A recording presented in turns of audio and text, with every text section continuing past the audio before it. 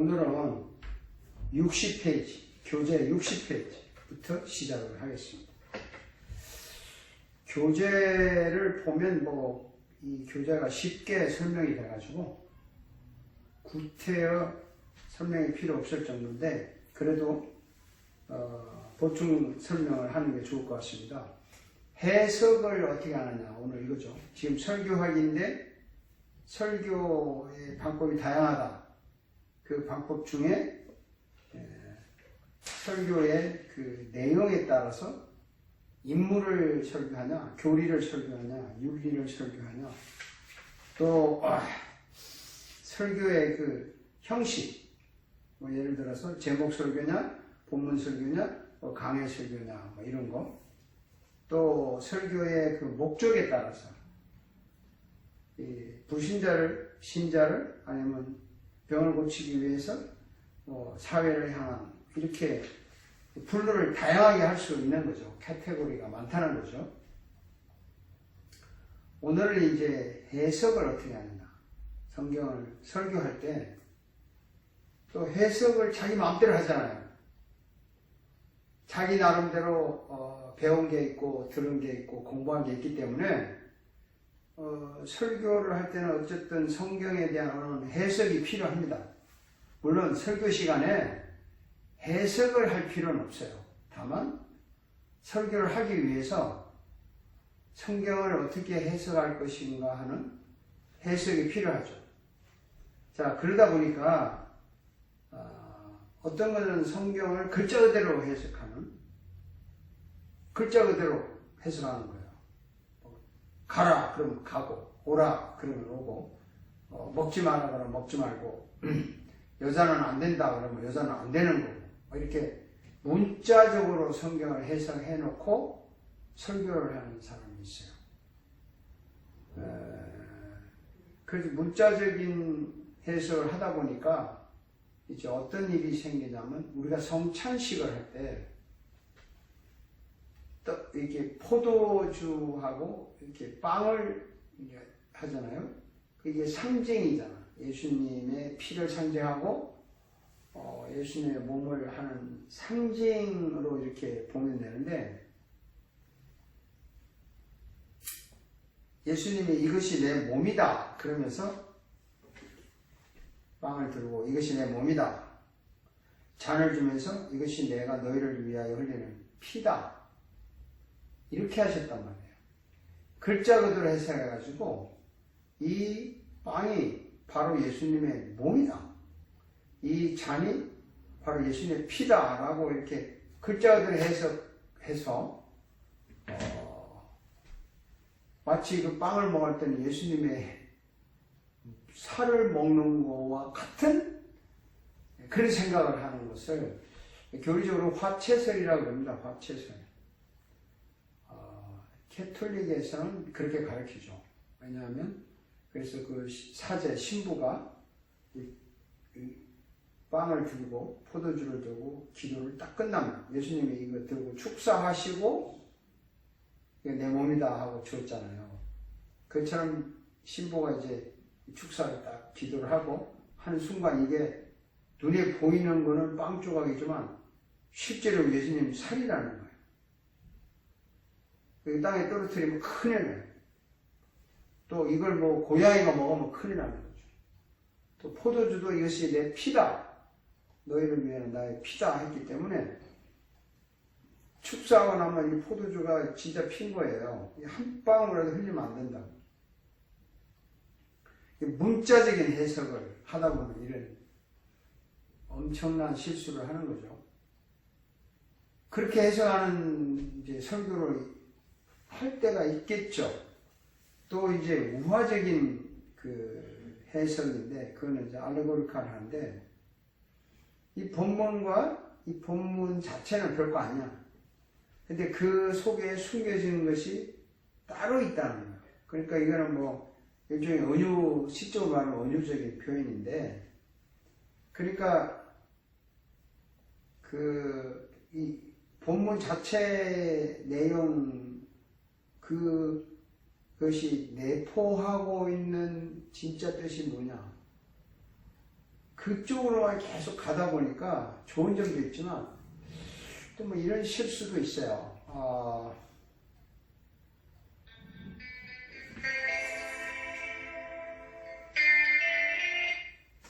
네, 목사님 좀 이따 해드릴게요. 네. 그 실수가 있는 게 뭐냐면 여리고로 내려가다가 강도를 만났잖아요. 그 내려가다가 만났다 하는 내려가다는 말을 강조해가지고 여러분 사람은 성전을 향해 올라가야 되고 그 항상 사람이 이렇게 좋은 곳에 올라가야지 내려간다는 말은 타락한다는 말이고 떨어진다는 말이니까 그 내려가는 길에 강도 만났다 이러는 거예요. 그러니까 이게 우화적인 해석이 좀 지나칠 때가 있다는 거죠. 가끔은 필요하죠. 여러분이 잘 아는 Pilgrim's Progress, 철로역정. 그것이 상당히 우화적이잖아요. 뭐 천선성을 가는 길에 이렇게 만나고 이렇게 가고 뭐 강을 건너고 사자가 입구에 있고 또 뭐 십자가 끝이 풀어주고 뭐 이게 상당히 성경적이면서도 기분이 좋은 이야기지만 굉장히 우화적인 표현들이 많이 있는 거죠. 또 어떻게 보면 요한계시록이나 그 다니엘서나 에셀 같은 데 보면 그 짐승의 뭐 이런 것도 있잖아요. 짐승이 실제로 뭐 짐승이냐 이거지. 그렇지만 그 짐승이 어떤 뭘 상징한다 하다 보니까 상당히 그 은유적인 해석을 많이 하게 되는 거죠. 알렉산드리아 학파가 주로 이제 그런 우화적인 설교를 많이 해요. 그러다 보니까 이제 본문 자체는 어느 정도 무시를 하는 경향도 생기는 거죠. 그 다음에 이제 경건주의적 해석이라는 게 있습니다. 그러니까 성경은 이게 교리적인 면도 많이 있는데 그거보다는 어떻게 하시는지 그 도덕적인 그리고 삶에 대한 방향으로만 계속 포인트를 두고 해석을 해야 되니까 그냥 강조를 도덕성을 많이 강조하죠. 거룩하게 살아야 되고 참되게 살아야 되고 뭐 주로 그 퓨리탄들도 그런 그 강조를 많이 했죠. 다 나쁘다는 게 아니고 그런 것이 다 있다는 거죠. 그 다음에 이제 자유주의적 해석이라는 거는 여러분이 잘 아는 대로 리버럴 하다는 거 아닙니까? 그것은요 성경을 이렇게 해석할 때 좀 그 지성에 맞지 않는 좀 뭐라 그럴까 교육적이지 못한 단순한 뭐 신비롭다든지 무슨 조금 유치하다든지 그러니까 정상적인 사람들에게는 이해가 안 되어지는 부분들의 유치한 비교육이라든지 좀 uneducated 교육을 받지 않는 뭐 수준의 사람들에게 이야기하듯이 하는 이런 거는 하지 마라. 그러니까 상당히 지성적이고 상당히 좀 고상하고 좀 사회적으로 수준이 높은 그런 것만 그런 쪽으로 이제 성경을 바라보고 해석합니다. 그 다음에 이제 그 유명한 바르트가 말하는 신정통이라는 거 있는데, 성경은 하나의 그 통일적인 통일체가 되긴 하지만, 이렇게 말해요. 성경을 전체적으로 조화를 이루는 통일체가 아니라 상반된 신화적 체계와 도덕적 개견의 연속으로 해석한다. 변정법적 해석이라고 그래요. 그러니까 성경 자체가 하나의 계시가 아니라 성경이 하나의 통일된 말씀이 아니라 이것이 도덕적으로 그 신화적인 체계가 이렇게 서로가 엇갈려 가지고 이렇게 변정법적으로 해석을 되기 때문에 그 성경 자체가 하나님의 말씀이고 계시라기보다는 하나님이 말씀했다는 역사적인 산물이다. 쉽게 말해서 이 책이 있잖아요. 이 책은 책 자체가 하나님의 말씀이 아니라 이 책은 하나님이 말씀했다는 역사적인 증거물이다. 말이 참 재밌죠.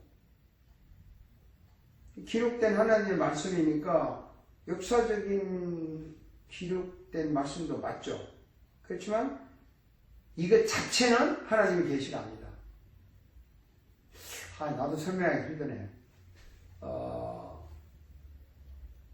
성경책 자체는 하나님이 계시했다는 하나의 증거지 이것 자체가 하나님의 말씀은 아니다. 참 이게 매력 있는 용어예요. 자, 사람들에게 쉽게 이해가 되는 말입니다. 왜냐하면 제가 이 옷을 입었지 않습니까? 제가 옷을 입고 있을 때는 내가 살아있는 사람이 옷을 입는 거지만 제가 없어지고 옷만 이렇게 걸려있어요. 그러면 이 옷은 누구와 입었다는 것에 대한 증거물이지 이거 자체가 현재 입고 있는 건 아니다. 이 말이란 말이죠. 그러니까 성경이 현재 하나님이 말씀하는 건 아니다. 그래서 하나님이 말씀하실 때는 이 성경의 어느 부분을 탁 건드렸을 때 그것만 지금 하나님이 말씀하는 거예요. 그러지 않는 거는 그냥 기록물이에요. 그래서 여러분이 이제 로마서 1장을 폈습니다. 그 읽었어요. 기록이야. 그런데 어느 1장, 2장 읽어가다가 어느 구절 탁 이제 하나님이 그때 그 말씀에 영감을 줬을 때 이것이 진짜 그것만 그 순간 하나님의 말씀이고 그 순간이 지나면 또 기록이에요.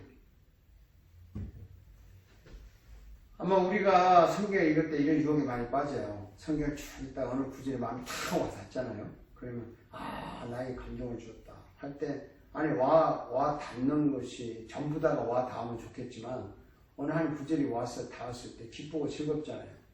닿았을 때 감동을 받고 거기에 대해서 기뻐하고 즐거워하는 건 좋지만 그것만 그 순간만 하나님이 나에게 말씀하신 것이고 그 외에는 아니다. 이건 아니잖아요. 이런 것을 신정통주의적 해석이라고 합니다. 그래서 내가 성경을 폈는데 성령님이 지금 감동을 해서 오늘 나에게 이걸 나에게 말씀을 주셨다. 그러니까 이것이 지금 하나님 나에게 하시는 말씀이고 다른 것은 그냥 하나의 과거의 기록물이다. 자, 또 매력이 있는 거죠. 어쨌든. 그리고 구원사적 해석이라는 게 있어요. 이 호프만하고 슐라이마르가 통합적인 견해를 맞는데 이거는 독일 말이라서 어쨌든 구원사적 리뎀티브 히스토리인데 이게 하나님이 하신 말씀은 과거도 이야기하고 또 미래도 이야기한단 말이죠. 그래서 또 현재도 이야기하고 하니까 하나님의 그 역사적인 사건인 이 구원이라는 것은 과거에도 있고 현재도 있고 또 미래에도 있다는 거죠. 그래서 결국에 성경은 과거에 기록한 것도 구원에 관한 거고 현재를 기록한 것도 구원에 관한 거고 미래를 한 것도 구원에 관한 거고 그래서 성경은 현재, 과거, 미래라고 하는 역사와 하나님의 말씀과 결합이 돼서 만들어진 거다. 그래서 계시하는 것은 하나님의 행위인데 그것이 하나님의 행동이지만 기록된 것은 하나님의 언어가 아니라고 하는 거죠. 저도 참 이 말이 해석하기 힘든데 역사를 이루어가기 위해서 하나님이 구원이라는 것을 사용한다. 그러니까 역사적 사건과 연관된 해석의 산물로 해석하는 거예요. 그래서 성경은 역사적 사건이면서 이걸 영감으로 해석된 어떤 것으로 같이 해야 된다. 해석해야 된다. 자, 이게 참 좋은 말이에요. 매력도 있어요. 그래서 그분이 이렇게 말해요. 오스카 쿨만이 하는 말이에요. 계시는 하나님의 행위인데 그분의 행동이다. 계시라는 행동이지 그분의 언어가 아니라는 거예요. 계시는 우리가 하나님의 말씀으로 계시했는데 그것은 언어가 아니고 하나의 행동이라는 거죠. 그래서 하나님 역사 속에서 행동한다는 거예요. 그래서 이 언어라고 하는 역사, 이 성경은 기록된 언어는 하나님의 행동에 대한 역사적인 산물이다. 역사에서 그것을 기록한 하나의 산물이지 이 성경 기록된 자체가 하나님의 어떤 말씀이다라고 생각하지 않는 거죠. 그러면서 뭐 해석은 뭐 구원은 이루어졌지만 아직도 이루어지지 않았다. 뭐 우리 성경 해석하는 사람들이 많이 쓰는 건데 이미 왔지만 아직 왔지 않았다라는 그런 사이에서 현재 이루어진 구원과 앞으로 올 구원 사이에 현재 역사, 이 역사적인 관점에서 성경을 바라봐야 돼요. 그러니까 역사를 떠나서 성경을 해석하면 재미가 없는 거죠. 여러분들이 역사적인 관점에서 성경을 해석하면 참 매력은 있지만 그게 전부는 아니잖아요. 역사를 초월해서도 해석할 수 있고 역사 속에서도 해석할 수 있잖아요. 또 이런 해석 방법이 있어요. 그 신해석학적 볼트만이라는 사람이 한 건데 그것은 신해석학적이라는 건 뭐냐면 뉴 허먼리인데 지성이 과학이 이해가 되어지는 데까지만 해석을 하자. 쉽게 말하면 뭐 지성이 가는 곳까지 가고 지성이 멈추면 멈춰라. 절대로 성경을 해석하는데 지성을 무시하면 안 된다. 그래서 그 신화 있잖아요. 신화는 분명히 이야기고 한데 지성으로 이해가 안 되는 거 있죠. 뭐 예를 들자면 처녀의 몸에서 애가 태어났다. 무슨 뭐 요즘같이 뭐 그 처녀의 몸에 외부에서 뭔가 남자의 뭘 넣어서 뭐 그렇게 할 수도 있겠지만 남자와 전혀 관계없는 단순한 처녀가 어느 날 갑자기 아기를 배웠다는 거. 이거는 뭐 신화지 이성으로 해석할 수 있는 게 아니다. 이렇게 보는 거죠. 그래서 성경이 이해가 안 되어지고 이성으로 판단이 안 되면은 접어라는 거예요. 그런 해석 방법이 있어요. 그래서 요즘에 뭐 공부 좀 하신 분들은 성경을 해석할 때 그 아주 뭐 논리적으로 철학적으로 또 이렇게 하다가 이해가 안 되는 부분 있잖아요. 이해가 안 되는 부분, 이성으로 설명할 수 없는 부분이라면 뭐 전능하신 하나님께서 능치 못할 일이 뭐가 있느냐? 일단은 믿어라. 이렇게 하는 수밖에 없는 거예요. 근데 신해석학적 이 볼트만 같은 사람은 그거 왜 그렇게 엉터리로 이야기하냐? 안 믿어지면 그냥 적어라. 이렇게 성경을 해석하는 거죠. 근데 성경도 하나의 지성인들이 지성적으로 또 과학적으로 파악해야 될 하나의 교과서로 끝나는 겁니다. 또 이제 실존 철학적 해석이라는 게 있어요. 8번에 있는데 실존 철학, 그 existential philosophical인데 성경을 볼 때 뭐 과거의 역사적인 사건이고 객관적인 사건이고 또 뭐 이랬고 저랬고 백그라운드가 다 있다고 하지만 신앙이라는 것은 이 본문이 지금 나한테 맞느냐 안 맞느냐 적용이 되냐 안 되느냐를 너무 강조하는 거예요. 지금 여기서 이 상당히 매력이 있습니다. 여러분 현재 고난을 많이 겪지 않습니까?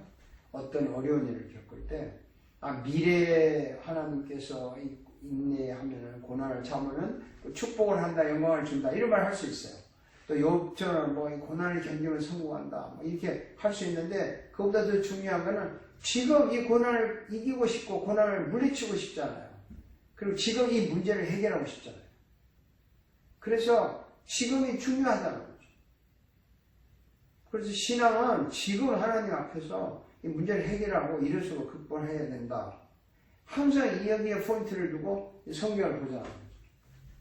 뭐 재밌는 거 많죠. 예수님이 병자에게 가서 너 고치고 낫고 싶냐 그러실 때 그 병자가 원하는 건 지금 낫고 싶은 거 아니에요? 지금.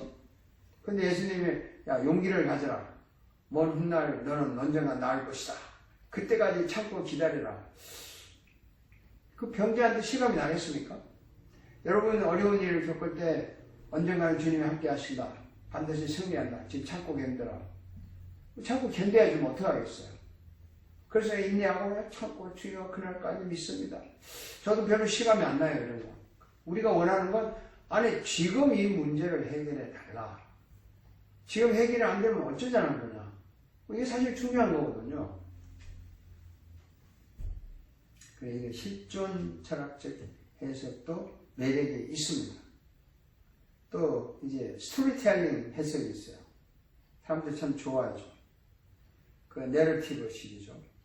성경을 이제 하나의 이야기식으로 엮어가는 거죠. 그러니까 성경도 이야기니까 이야기를 하면서 하나의 단일한 주제로 이야기가 흘러가는 거죠. 그래서 이제 그 본문을 딱 보면은 이걸 가지고 이제 시나리오를 만드는 거 아니에요. 그 스토리를 만들어야 되니까. 뭐 요셉이 팔려갔다, 감옥에 갔다. 그러면 뭐 거기에서 견뎠다, 하나님 은총을 받았다. 뭐 이렇게 나오면 되는데 뭐 요셉이 팔려 나갔을 때 그때 당한 상황이 이렇게 했고 이렇게 하고 그 스토리를 막 엮어가는 거예요. 그 요셉이 이런 유혹을 받았을 때 속에 어떤 갈등이 생겼을 것이다. 이 갈등을 극복하기 위해서 이렇게 했을 것이다. 뭐 등등. 재미있죠? 그래서, 어떤 본문의 뭐 하나를 가지고 영화 만들듯이 시나리오 작가가 쫙 엮잖아요. 그러다 보면 원래 그 본문보다는 시나리오가 더 재밌는 거예요. 주로 우리가 사극이라는 영화를 본다든지 사극의 연속곡을 볼 때, 뭐, 어떤 팩트가 하나 있잖아요. 그 팩트를 가지고 막 시나리오를 써서 2부작, 3부작, 영화 만들고 연속곡 만들잖아요. 전혀 팩트가 없는 건 아니지만, 만들다 보니까, 뭐 진짜 역사인지, 이게 왜곡된 역사인지, 옳은 건지, 틀린 건지, 우리 구분이 잘 안 돼요. 그리고 결국 연속곡이나 영화에서 본 것이 머릿속에 남아가지고, 이게 역사다라고 그냥 넘어가는 거예요. 요즘 같으면 뭐 가짜 뉴스도 진짜처럼 넘어가듯이. 스토리텔링이 재미는 있지만 사람이 이 얘기를 만들어야 되니까 자기에 맞게 해석을 한다는 거죠. 또 이런 이제 그 해석법이 있어요. 해석 무위화, 해석 무위화. 해석하지 말자 이거지. 왜 해석을 하냐? 그 데리다라고 하는 프랑스의 문예 비평 철학자의 그 주장에서 나타나는데, 그는 해석하는 것 자체가 하나의 인간이 만든 인위적인 구조다. 해석 자체가 부정적이다 이거죠. 그래서 이런 말을 합니다. 자, 베이컨이라는 그 철학자는 어쨌든 총체적으로 재구성을 해야 된다. 지금까지 우리가 생각했던 거 그거 다시 재편집을 하자. 그래서 그 토라의 reconstruction이라고 해요. reconstruction 하자는 거죠. 과학적 객관성, 이성, 도덕에 관한 불신 이런 것을 의심하니까 다 풀어 헤쳐가지고 다시 결합을 하자. 재정리하자는 거죠. 근데 데리다라고 하는 이 사람은 재구성을 하자는 것이 아니라 완전히 해체를 하자는 거예요. 그래서 deconstruction이라고 해요.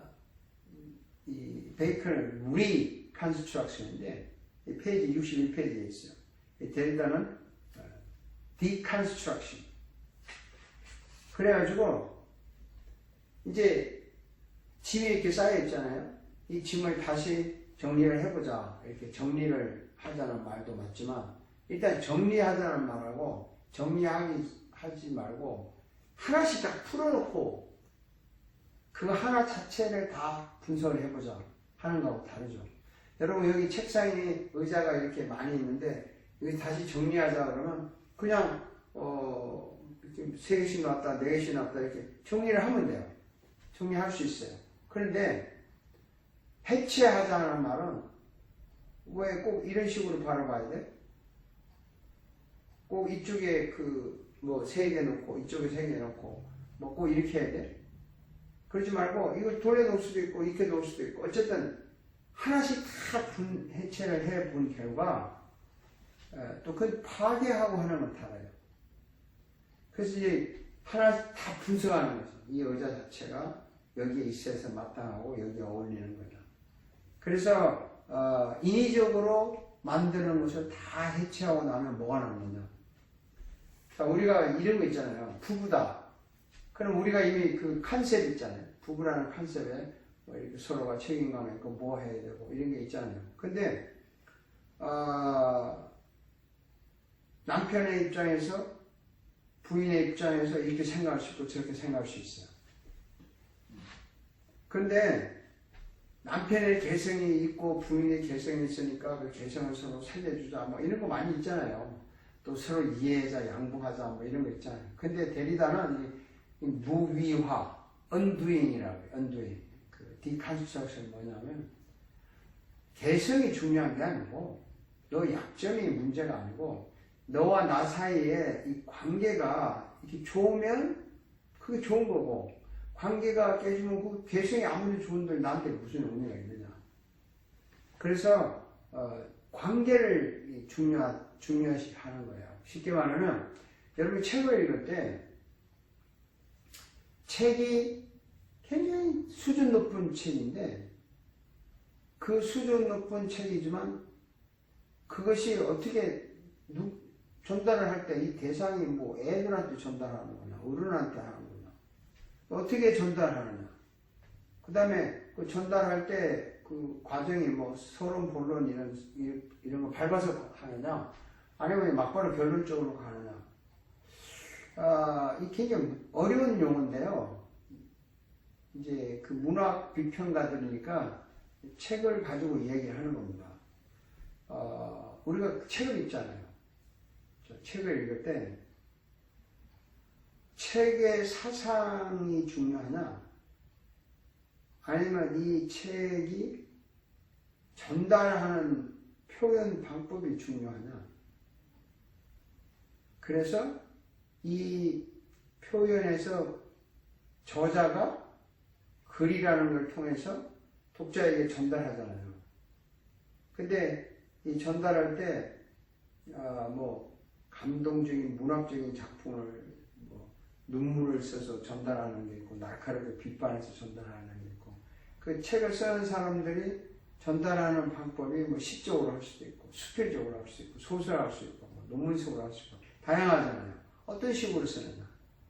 그래서 이제 그 전달하는 과정을 살펴볼 수 있는 거죠.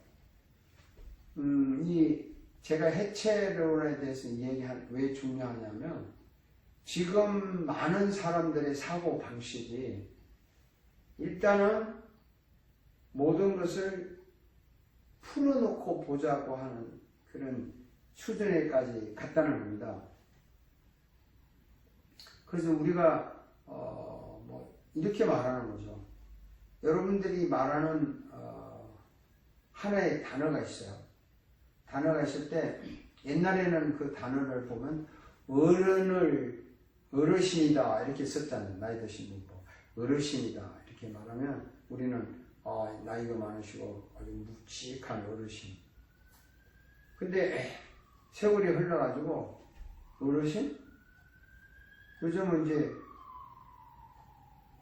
그렇게 묵직하고 존경받는 어르신이 아니고 하나의 그냥 우리 젊은 세대와 관계없는 나이가 많아서 늙어가는 사람들 비켜가는 용어로 제껴낸다든지 또 그걸 조금 비하시켜서 꼰대라는 말도 쓰잖아요. 이런 것들은 쉽게 말해서 그 같은 단어가 정말 그 단어가 말하는 의미와 그 단어를 받아들이는 자의 의미에 차이가 있는 거죠. 그래서 이제 글을 쓰잖아요. 이 글을 쓸 때 내가 사랑합니다라는 글을 썼어요. 그럼 내가 저자예요. 근데 사랑합니다라는 글을 쓴 것이 내가 사랑하기 때문에 사랑합니다라는 글을 쓴 거냐? 아니면 내가 사랑합니다라는 글을 쓰고 싶었기 때문에 사랑합니다라고 썼는다. 제 말이 이상하죠. 이 말장난 같지만 이런 거예요. 텍스트가 있잖아요. 책을 쓰는데 내가 이 책을 만들어낸 원인이냐?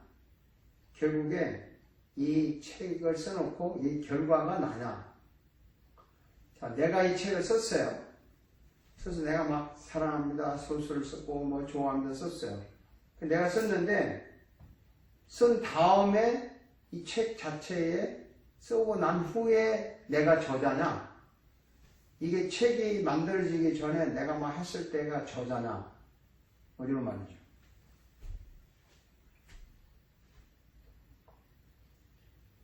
여러분들이 책을 하나 읽었을 때 읽고 난 다음에 저자를 보는 겁니까? 저자를 먼저 보고 책을 읽습니까? 만약에 저자를 다 살핀 다음에 책을 읽는다?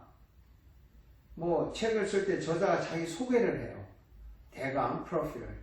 그게 아는 게 아니고 정말 저자를 다 알았을 때 그 저자를 안 다음에 그 사람이니까 이런 글을 썼다 라고 평가를 할 것이냐, 그가 쓴 책을 보고 이 책을 보고 이걸 쓴 사람이 이런 사람이구나 라고 평가를 하는 거예요. 여러분 어느 쪽이에요? 책을 읽고 나서 이 책을 쓴 사람이 괜찮은 사람, 물론 뭐 처음부터 괜찮은 사람이라고 약간은 알고 책을 쓰는 거죠. 쓰지만 책을 다 읽고 난 후에 이 사람 책 잘 썼다, 이 사람 책 글 표현해 줬다 이렇게 평가하는 거 아닙니까? 그러니까 저자라는 사람은 결국 이거 책을 쓴 후에 결과로 저자가 두각이 나타내는 거지, 그 책을 썼기 때문에 훌륭하다고 하는 건 아니잖아요. 책을 아무리 많이 썼어도 결과가 나쁘면 저자에 대한 의미가 없어요. 결과가 좋아야 의미가 있는 거죠. 그래서 그 저자는 텍스트의 원인이 아니라 결과다 이렇게 말하는 겁니다. 좀 쉽게 설명하자면 저자는 텍스트의 원인이 아니라 텍스트의 결과다. The author as an effect of the text rather than its cause. 여러분은 책을 읽기 전에는 저자를 평가할 수가 없어요. 항상 책은 읽고 난 후에 평가하는 거예요. 제대로 읽으면 제대로 평가하는 거겠지만 제대로 안 읽으면 평가 못하는 거죠. 그런데 이 언어, 우리가 쓰는 언어, 한국말이면 한국말, 영어면 영어, 그리고 이제 개념, 사랑이라는 단어, 미움이라는 단어, 이 개념 있잖아요. 또 그것이 실제로 사랑이라는 단어가 어떤 사랑이라는 무언가를 붙잡고 있는 건 아니잖아요. 또 미움이라는 단어가 뭐 미움이라는 붙잡고 있는 건 아닌 거예요. 그러니까 우리가 사랑한다 하지만 사랑의 실체가 뭐냐? 미움의 실체가 뭐냐? 뭐 물건 같으면 나무다 이렇게, 그때 나무라고 하지만 실제 나무 종류가 수천 가지가 있기 때문에 그 나무의 실체가 뭐냐 이렇게 말할 때 우리가 그 언어로 표현하지만 그 언어가 정확하게 어떤 것을 표현할 수 있느냐 하는 문제가 생기는 거예요. 지금 온라인 우리가 강의를 하잖아요. 그러면 온라인이라고 할 때 이제 컨셉이 잡히는 거죠. 이게 온라인이구나 이렇게 해서 보는구나 할 때 과연 온라인이라고 하는 실체가 뭐냐? 뭐 그거야 어쨌든 인터넷 통해서 개인의 컴퓨터나 혹은 뭐 카메라를 통해서 어떤 또 그 인터넷 플랫폼을 통해서 왔다 갔다 하잖아요. 근데 그럴 때 이런 표현을 할 때 그 단어가 정확하게 그걸 표현하고 있느냐 하는 것은 상당히 어려운 말이에요. 많은 사람들이 어떤 말을 할 때 그냥 우리가 보편적으로 생각하는 식으로 표현하지만 정확히 분석하면 우리가 카메라라고 할 때 뭘 카메라라고 하냐? 그럼 스마트폰. 그 스마트폰이 나와서 이름을 지었어요. 그럼 스마트폰의 실체가 뭐냐 하면 우리가 가지고 있는 손바닥에 있는 전화기라고 그러죠. 그럼 이게 왜 스마트폰이냐 이거죠. 이걸 뭐 예를 들어서 클레버 폰이라고 할 수 있고 클레버 툴 이렇게 말할 수 있는데 왜 스마트폰이라고 했느냐 했을 때 그 스마트폰이라는 단어가 내뿜는 거하고 그 단어가 실제로 가져야 될 실체하고는 일치할 수가 없을 것이다. 그래서 이제 이렇게 묻는 거예요. 어떻게 실제 곳을 정확하게 표현하기 위한 단어를 어떻게 선택할 것이냐. 그것이 그런 단어를 표현할 수 있느냐. 이런 질문을 대리다가 하고요. 신학적으로 말하면 성경 말씀, 하나님의 말씀이란 말이죠. 예수님이 말씀이고 하나님이시고 하나님의 존재란 말이죠. 근데 하나님에 대해서 말하기 위해서 우리가 쓰는 단어가 정확하게 하나님에 대한 표현을 하고 있느냐. 우리나라 말로 뭐 전지전능하시다. 그러면 뭐 하나님은 모르는 게 없고 못하는 게 없다. 이런 용어 아닙니까? 그러면 이제 하나님의 전지전능하다 그러면 뭐 어디든 뭐든지 다 안다. 그러니까 얼마이니까 아시다. 영어로 이렇게 표현해요. He knows everything. 뭐 이렇게 표현한다. 그렇지만 omnipresence, omnipotent 뭐 이렇게 다 이야기를 하지만 하나님에 대해서 인간이 쓰는 용어로 정확하게 표현할 수 있느냐? 이렇게 이제 언어에 대한 분석을 하다 보니까 의심이 생기는 거 아닙니까? 다 회의론자들이 되는 거예요. 뭐 그러다 보니까 정확하게 믿을 수 있는 게 없다 이렇게 나오는 거죠. 제가 지금 한 15분 이상을 말도 안 되는 얘기를 막 한 것은 여러분도 지금 강의하시는 분이 무슨 저런 헛소리를 해? 사랑이면 사랑이고 미움은 미움이지. 그게 무슨 실제를 설명할 수 있느냐? 그것이 정말 감정을 표현할 수 있느냐? 뭐 그때그때 다른데 그거 어떻게 100% 표현하냐? 그래서 그냥 넘어가면 되지. 그래서 우리는 그냥 넘어가요. 그 정도 선에서 이해하고 넘어갔지만 이 이제 포스트 마더니즘이라는 현대주의자들, 후기 현대라고 하죠. 포스트 마더니즘. 이 사람들은 그렇게 예민하게 다 해체를 해놓고 보니까 뭐 없는 거예요. 뭔가 제대로 아는 게 없는 거예요. 제대로 아는 게 없다는 말을 우리는 무식하다 이렇게 말하면 그냥 일반적인 용어고 그걸 이제 자기들 나름대로 고상한 철학적인 문학적인 용어를 쓰니까 회의론자들이라 이렇게 말하는 거죠. 그래서 회의론자들은요 사실은 불신이에요. 불신이고 무의하는 것이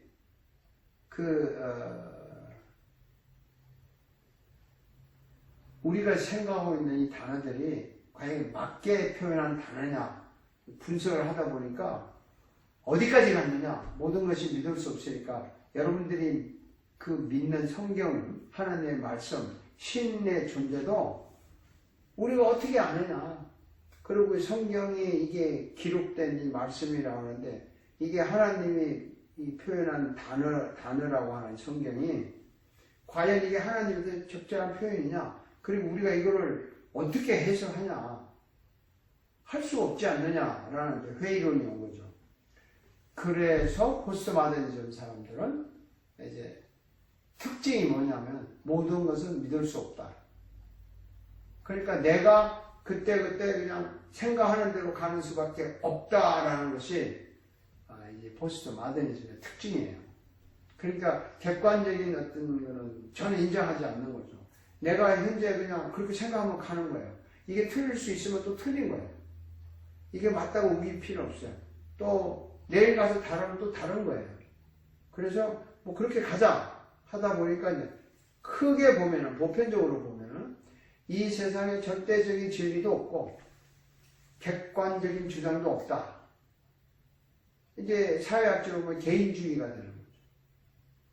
또 이제 정치적으로 보면 이제 뭐 너네 나라 우리나라 세계화 웃기지 마라. 요즘에 이제 코로나 바이러스 때문에 세계화라는 것이 허울 정도로 세계화가 뭐예요? 이 바람에 뭐 코로나 바이러스가 세계화된 거 아니에요? 우리나라 우리가 지키자. 다시 이제 국수주의가 되는 거고 국민주의가 오는 거죠. 그래서 성경을 해석하는 데 있어서 방법이 다양하게 해석을 하다 보니까 과연 어느 곳에 어떻게 해석해야 되느냐 하는 이제 회의론까지 왔는데 우리 이거 한 가지 알아야 돼요. 성경은 인간이 사용하는 단어로 쓰여졌지만 하나님은 인간에게 제약되지 않고 말씀하세요. 인간의 어떤 생각에 제약되지 않아요. 그냥 하나님은 인간 누구에게나 똑같이 말씀을 하시고 전달해요. 따라서 성경을 인간이 사용하는 단어로 기록되었다는 이유 하나만으로 외부, 타자성, 외부에 의해서 제약받는 인간이 기록한 다른 책들과 동일시할 수는 없다. 제가 이 말을 이제 길게 설명을 하겠습니다. 여러분 이걸 아셔야 돼요. 성경도 인간이 쓰는 단어로 표현했어요. 책도 인간이 쓰는 단어로 표현했어요. 그러니까 당신이 쓴 책이 당신의 생각을 100% 완전하게 표현한 글이냐 책이냐 그리고 그 책이 그 단어, 당신이 선택한 단어가 정말 그 단어에 100% 맞는 단어를 선택했느냐 의심할 수가 있어요. 또 의심이 가요. 그렇기 때문에 성경도 하나님이 기록했다고 하지만 인간의 언어로 기록했기 때문에 그것도 제약을 당해야 되고 100% 완전하지 않다. 이렇게 몰아가는 겁니다. 성경도 인간이 쓴 책과 동일하게 같이 놓았다는 거죠.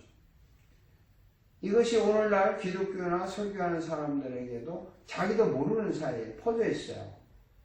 왜? 우리가 하나님의 뜻을 다 알 수 없다는 말하고 하나님이 표현한 단어가 그 표현이 거기에 적합하다는 말, 적합하지 않다는 말하고 달라요. 우리가 뭐 원어, 히브리, 헬라어에 대해서 전문가들이 아니지만 그 연구한 사람들은 이제 같은 그 해석을 할 때 이 단어가 어떤 때는 이렇게 쓰여졌고 어떤 때는 이렇게 쓰여졌고 어떤 때는 저렇게 쓰여졌고 여러 가지 해석이 나오지 않습니까? 같은 단어가. 근데 그 해석할 때 뭐 하나라는 단어가 뭐 아담이라는 단어가 조상이라는 단어로 뭐 썼다든지 남자라는 단어로 썼고 또 이브라는 단어, 하와라는 단어가 뭐 모든 산자의 어머니라는 뜻도 되지만 그냥 단순히 또 여자라는 이름도 되잖아요. 이것처럼 어떤 그 하나님이 쓰신 단어가 우리로서는 우리한테 이렇게 맞냐 틀리냐 우리가 좀 해석이 힘들지만 인간의 해석에 제약을 당해야 되는 것은 아니란 말이죠. 하나님의 하신 말씀은 다 완벽한 표현이에요. 다만 받아들이는 우리가 완벽하게 받아들일 만큼 이해가 안 될 뿐이고 우리가 스스로 제한하는 거지. 그렇다고 해서 우리가 제한당한다고 해서 우리가 하나님의 말씀을 제한시켜서는 안 된다는 거죠. 인간이 쓴 책은 제한할 수 있어요. 이거는 뭐 표현이 잘못됐다. 표현이 틀렸다.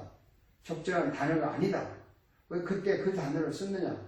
다른 단어가 더 좋은 게 있을 텐데. 인간은 연약하니까 그럴 수 있어요. 근데 하나님이 썼을 때 이 말씀을 뭐 인간이 쓴 것처럼 동일시해가지고 이거 적절한 표현이 아니다. 그때 왜 이걸 썼느냐. 다른 단어를 써야 되지라고 하면 안 된다는 것을. 지금 긴 이야기를 했지만 결론은 성경을 해석할 때 하나님의 말씀 자체가 불완전하거나 또 어떤 것에 제한을 당한다고 생각하는 선입관을 버리고 바라봐야 되는 거죠. 자, 63페이지 들어갑니다. 이번엔 이제 해석을 어떻게 하느냐가 아니라 해석하는 방법. 이건 여러 가지가 있는데 성경을 해석할 때 이제 모형적인 해석법이라는 게 있어요. 타이포로지라고 하는데 구약의 아브라함, 다윗, 뭐 야곱, 이삭 이런 인물들이 누구를 상징하느냐 할 때, 이거 앞으로 오신 예수 그리스도를 이야기한다. 그래서 구약에 있는 어떤 내용이 신약에 있던 어떤 것을 이렇게 연결시켜주고 신약에 있는 어떤 것이 구약의 어떤 것에 대한 결론을 보여주는 그걸 모형이라고 해요. 반드시 신약과 구약 사이에는 그런 관계성이 있어요.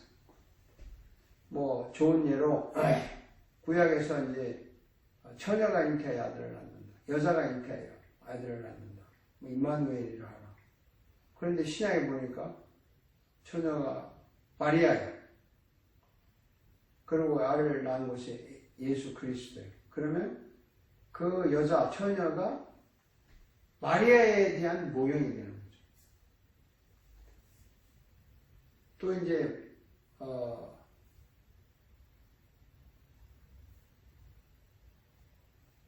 구약에 모세가 여러분이 잘 알다시피 이스라엘 백성을 출애굽시켜가지고 가다가 물이 없어서 백성들이 원망하니까 하나님께서 산에 올라가서 지팡이로 바위를 쳐라. 물이 나온다. 거기 바위에서 물이 났어. 대단한 기적이죠. 엄청난 거죠. 신약에 보면 그 바위가 예수 그리스도다. 그리고 홍해를 건너 그 물을 마신 게 예수 그리스도가 영원히 목마르지 않는 생수와 같은 분이다. 라는 것을 보여준다는 거예요. 일종의 뭐죠? 그런 걸 모형이라고 해요. 우화적인 해석하고 다른 거는 우화적인 것은 내가 그냥 해석하는 거예요. 근데 이 모형적인 것은 반드시 그 답이 성경에 있는 거죠. 구약에 있는 게 신약에 있고 신약에 있는 게 구약에 있는 거죠. 좀 다르죠. 그럼 예언적 해석이라는 게 있어요. 예언. 성경을요 영적으로만 해석을 하면서 미래에 대한 이야기를 이제 하는 거죠. 뭐냐면 이제 과거에 있는 사건이 있는데 이게 미래에 일어난다. 그래서 예언이라는 것은 교훈적인 것이 아니고 어떤 예언은 그렇기 때문에 우리에게 주는 교훈이냐 아니면 미래에 일어날 일을 말하는 어떤 그 단순한 현상이냐 아니면 이게 예언은 성취가 꼭 돼야 되는 거냐 성취가 안 됐을 때도 이 예언은 예언이냐 뭐 이런 거 이제 해석하는 거예요. 근데 어떤 것이 이루어졌다 하면은 뭐 예언이 이루어졌다 하니까 이제 과거의 사건이 되면서 예언의 본질은 이루어질 일이다. 또 어떤 예언대로 안 했더니 망했다 했더니 잘 됐다. 이제 그것은 교훈적이 되는 거죠. 그래서 예언적인 설교를 할 때는 그 어떤 사건이 문자적으로 표현이 되잖아요. 이제 우리가 요한계시록 같은 거 해석할 때는 뭐 말을 타고 왔다, 천사가 나팔을 불었다. 근데 뭐 천사라는 글자 그대로 이거 해석을 하겠죠. 네. 하면서 또 영적으로 이게 뭐냐? 앞으로 이게 이루어진다는 게 뭐가 이루어진다는 거냐? 그래서 뭐 천년 동안 왕노를 한다는 거 이거 가지고 천년이 문자적으로 천년이냐? 그다음에 왕노릇 한다는 게 이게 뭐 진짜 왕이냐 다. 근데 이게 뭐 이루어진다면 어떤 식으로 이루어지는 거냐? 이런 예언을 해석할 때는 과거도 봐야 되고 현재도 봐야 되고 또 미래를 취급해야 되기 때문에 정말 힘들어요. 그래서 예언적인 설교는 그냥 단순히 경고성, 미래에 이렇게 하나님의 이런 일을 뭐 회개하지 않으면 진노하신다. 진노가 오기 전에 회개하라. 그래서 앞으로 일은 하지 않으면 이런 일이 일어날 것이다. 뭐 기근이 오고 지진이 나고 이런 걸 예언을 하고 교훈적으로 주로 이야기하는 것이 좀 무난하긴 하지만 성경을 그런 식으로 이제 해석을 한다는 거죠. 또 이제 비유적인 해석법이 있어요. 그러니까 모든 성경이 뭐 그냥 어떤 본문을 가지고 이제 비유적으로 설명을 해주는 거예요. 뭐 여러 가지 이런 거 있어요. 여러분들이 그 자연 일상생활에서 보면 여러 가지 예를 들어서 설명한다. 예를 들어서 설명한다. 또 뭐 어떤 사건을 이렇게 이끌어와가지고 이런 일이 있었다 하는 것은 일종의 비유잖아요. 어떤 사람이 이랬는데 이렇게 성공했다. 어떤 사람이 이랬는데 이랬다. 뭐 예를 들자면 이게 이런데 저런 것이다. 이런 것은 이제 성경을 해석하기 위해서 어떤 비유를 잘 갖다가 이야기해 주는 거죠. 그것도 도움이 돼요. 모든 그 해석 방법이지 어느 것이 틀렸다 맞다 이런 거 없잖아요. 다 좋은 거죠. 십자가 해석법이라는 게 있어요. 십자가 해석법은요,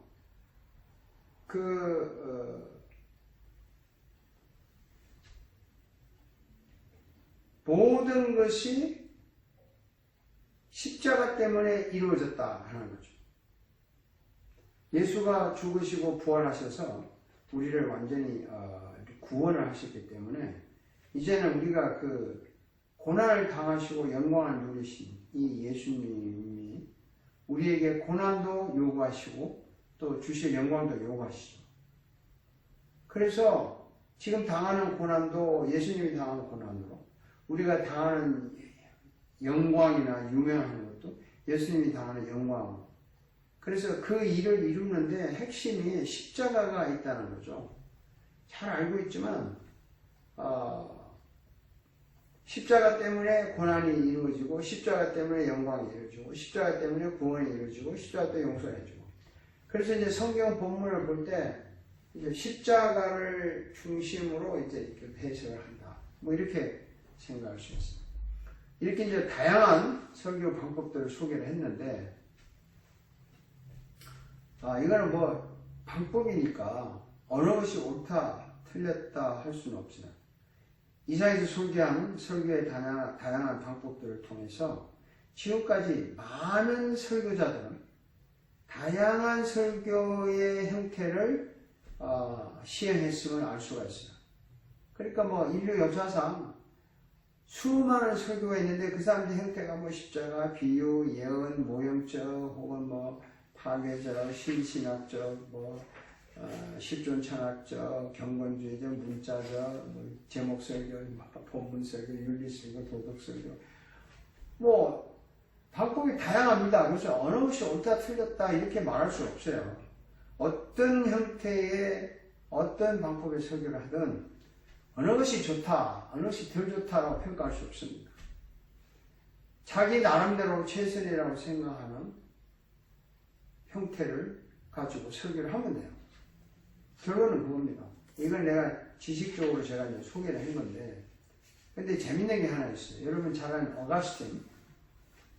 어가스틴은 이제 354년에서 430년에 살았던 사람이죠. 뭐 우리 초대교회 중반 후기에 굉장히 뭐라고 그럴까? 유명한 성 어가스틴이 그러잖아요. 엠버러스의 풍요적인 설교를 듣고 성경을 깨달았다고 합니다. 그러니까 뭐 풍요 설교를 듣고도 사람이 변할 수 있는 거예요. 근데 어가스틴이 이런 말을 했다고 해요. 자, 어떤 방법으로 설교를 하든지 훌륭한 설교들 중에서 다 설교가 10편이 있어요. 10개의 설교가 있는데 너무나 훌륭하고 너무나 감동적이에요.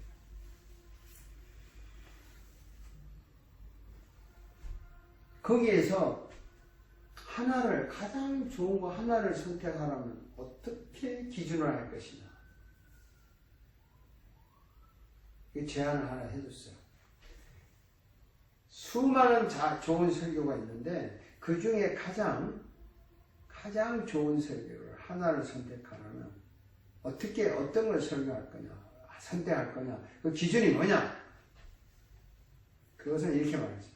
그 설교가 하나님을 더 사랑하게 만들고 이웃을 더 사랑하게 만드는 설교라면 나는 그걸 선택하겠다.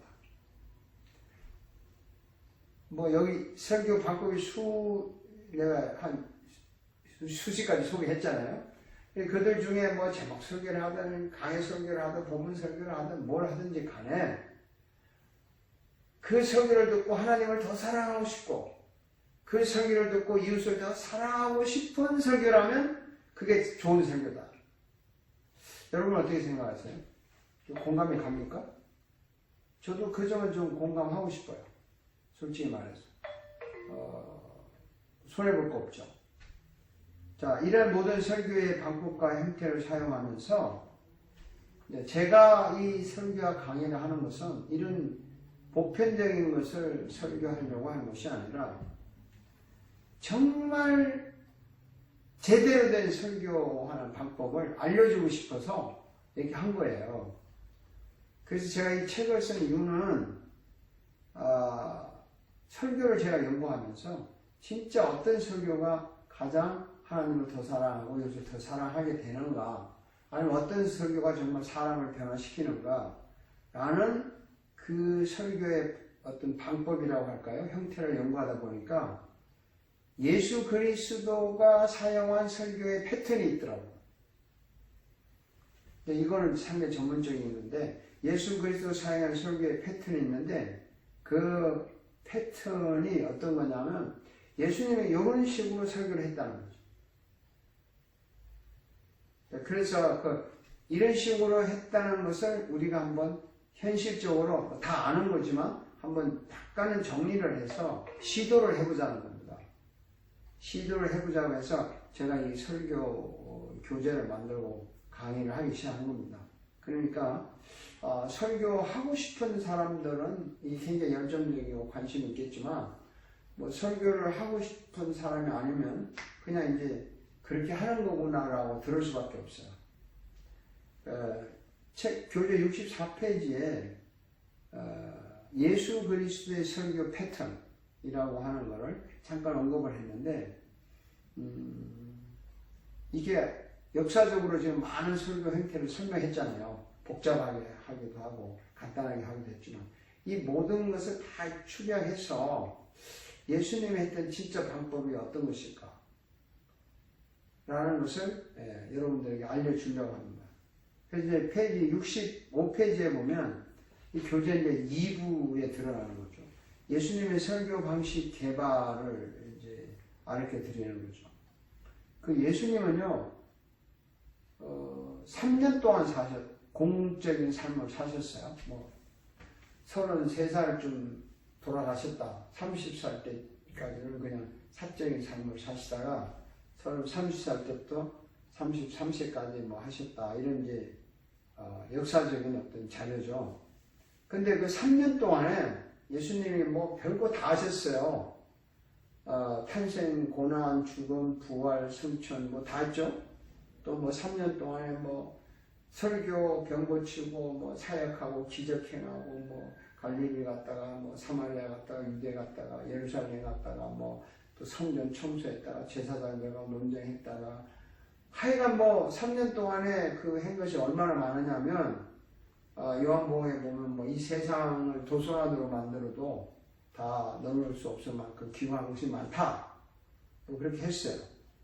근데 그 3년 동안에 예수님이 그 활동을 하신 것을 사역이라고 그러죠. 사역이라고 그러는데 그 사역은 크게 세 가지로 분류할 수가 있어요. 마태복음 4장 23절에 이렇게 기록이 되어 있습니다. 예수께서 온 갈릴리에 두루 다니사 그들의 회당에서 가르치시며 천국 복음을 전파하시며 백성 중에 모든 병과 모든 약한 것을 고치셨다. 그러니까 가르치고 전파하고 고쳤다. 이렇게 볼 수 있어요. 마태복음 9장 35절에도 이게 나와 있어요. 예수께서 모든 도시와, 아까는 이제 갈릴리 지역만 다녔다고 하는데, 모든 도시와 마을에, 그러니까 뭐 어떤 그 예수님이 갈 수 있는 유대 지역을 다 돌아다니시는 거죠. 그들의 회당에서 가르치고, 회당인데, 교육은 거의 회당에서 가르치는 것 같아요. 요즘 말하면 교회겠죠. 또 천국 복음을 전파하시면, 이거는 그냥 나가서 전파. 교육은 그 좀 제한된 장소에서 했던 것 같아요. 근데 천국 복음 나가서 설교한 거죠. 그리고 이제 오는 사람 다 고쳤죠. 모든 병과 모든 약한 것을 고치시니라. 고쳤다는 말이 병만, 육체적인 병만 고치느냐, 불신자를 신자가 만드는 것도 고치는 거고, 약한 것을 강하게 하는 것도 고치는 거고, 고쳤다는 말의 의미가 다양하죠. 또 복음을 전했는데 천국 복음을 전했다 그랬어요. 그냥 복음이 아니야.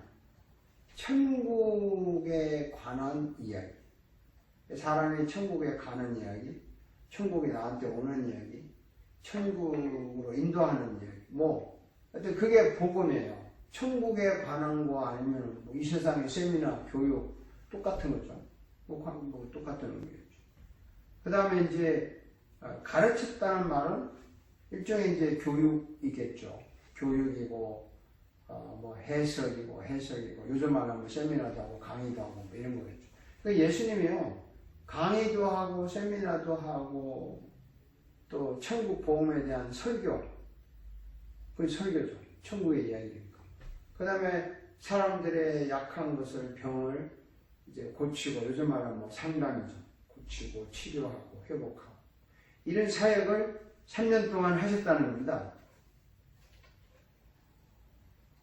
그러면, 이제 우리의 그 연구가 뭐냐면, 3년 동안 이걸 했잖아요. 3년 동안에 한 것이 교육이다. 전파다. 고침이다. 했을 때, 재미나는 게 하나 있는 거죠. 교육이라는 것은 여러분들이 잘 알지만, 교육은 종교적인 게 아니잖아요. 불신자도 교육을 좋아하고, 신자도 좋아하고, 각 종교별로, 기독교나 힌두교나, 이슬람교나, 다 교육에 대해서 싫어하는 사람 없어요. 심지어는 공산국가에도 그들 나름대로의 교육이 있고, 민주국가에도 교육이 있고. 어쨌든, 가르쳤다는 말은 어떻게 생각하면 신자나 불신자나 관계없이 모든 사람들에게 전해지는 어떤 이야기 아닌가. 가르침이 그렇지 않나. 그래서 꼭, 교회에서만 교육이 아니라, 이건 불신자에게도 교육을 하는 거죠. 예수님이 그러니까 교인들에게만 한 게 아니라 불신자들을 했다는 거예요. 물론 유대인들 당시의 풍습은 보이지는 않지만 다 어떤 종교적인 국가이긴 하지만, 실제로 유대인이라도 진짜 하나님을 믿는 사람이 있고 안 믿는 사람이 있었을 거 아니에요. 우리가 한때 우리나라는 불교 문화에 있어서 다 불교 신자처럼 하지만, 절간에 놀러 가면 다 불교 신자입니까? 진짜 불교 신자가 있고, 불교 문화권에서 사는 거죠. 그때 실제는 불신자 아닙니까? 그런 것처럼, 그 가르쳤다는 말은 상당히 그 의미가 있어요. 보편적인 이야기를 하셨다는 거예요. 그리고 이제 천국 복음을 전파했다는 말은, 이거 글자로 이제 전파는 이제 전도도 되지만, 이제 설교란 말이죠. 그러니까 그것이 뭐냐면, 천국에 관한 이야기를 했다는 거죠. 이 세상에 관한 이야기가 아니고, 천국에 관한 이야기니까, 이게 소위 영적인 이야기죠. 예수님 이 땅에 오신 목적은 천국에서 오셔서 사람들을 구원해서 천국으로 데려가는 거죠. 그 천국이 어디에 있냐는 우리가 모르겠지만, 어쨌든 주님이 원래 천국에 계셨다가 오셔서 세상 사람들을 구원해서 천국으로 데려간다. 천국으로 데려가기 위해서 오셨다. 그 천국에 관한 이야기를 하는 것이 소위 말하는 복음이라는 거예요. 천국 복음. 그 다음에 사람들 고쳤어요. 변화를 일으켰어요. 근데 이게 참 재밌는 게, 그 변화를 일으킨 목적이 뭐냐? 이런 목적이 그냥 단순히 아픈 사람을 고치는 것이 목적이 아니고, 사실 그 고쳤을 때는 예수가 누구인가를 알게 하고, 천국이 뭔가를 알게 하고, 또 인생이 뭔가를 알게 하고, 뭐 여러 가지 있는 거죠. 단순히 그냥 아픈 사람 고쳐주고 지나갔다. 그건 아니잖아요. 그래서 고쳤다는 사람은 반드시 예수를 만나니까 고친 거죠. 그러니까 그 사람들이 예수를 못 만났으면 예수님 3년 동안 살아있는 동안에 수많은 사람을 만났겠지만, 예수를 못 만난 사람을 못 고친 거 아닙니까? 그래서 예수님을 만나니까 고쳤다는 거죠. 그 고쳤다 변화가 예수가 가르치고 예수가 전파하고 예수가 가서 만나서 고침이 일어났다는 거죠. 그러니까 자기가 고치는 것이 아니라 주님이 이제 오셔서 그들을 만남으로 고침이 일어났다.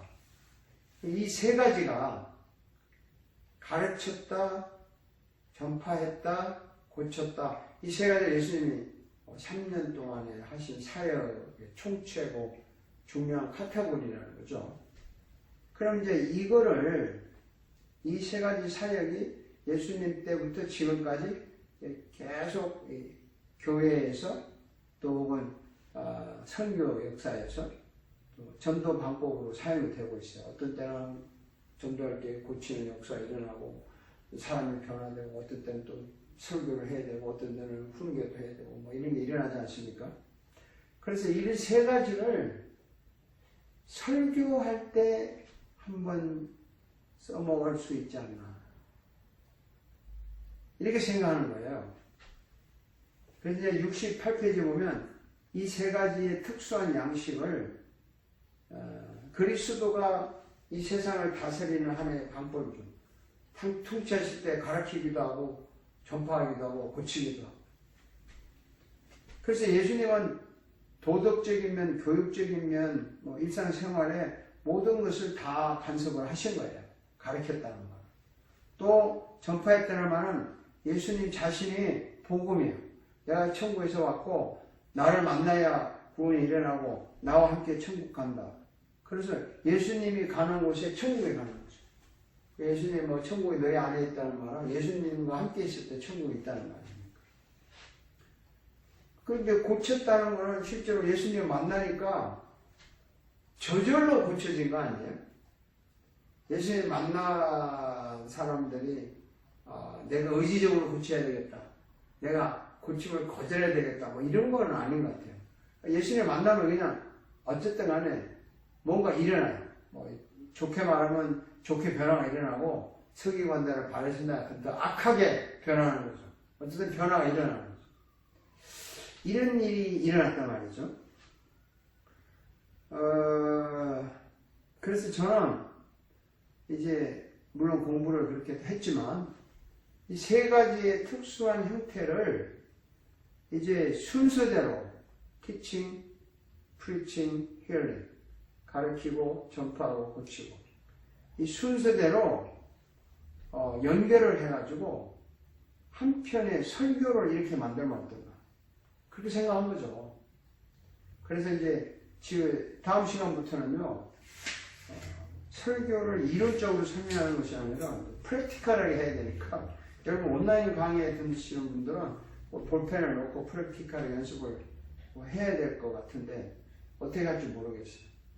그래서 이제 티칭과 프리칭과 힐링, 가르치고 전파하고 고치다는 이 세 파트를 연속적으로 엮어서 설교 한 편을 만드는 거예요. 어떤 본문인지 이런 판을 짜보자는 거기 때문에 이 설교학 교재가 이제 TPH 패턴이라고 이렇게 돼요. Teaching, Preaching, Hearing, TPH 이 패턴 설문이라고 이렇게 말을 합니다. 자, 오늘 여기까지 하겠습니다. 하나님 아버지, 이거 온라인 강의가 쉬운 건 아니지만 어쨌든 이 교재를 중심으로 이야기를 합니다.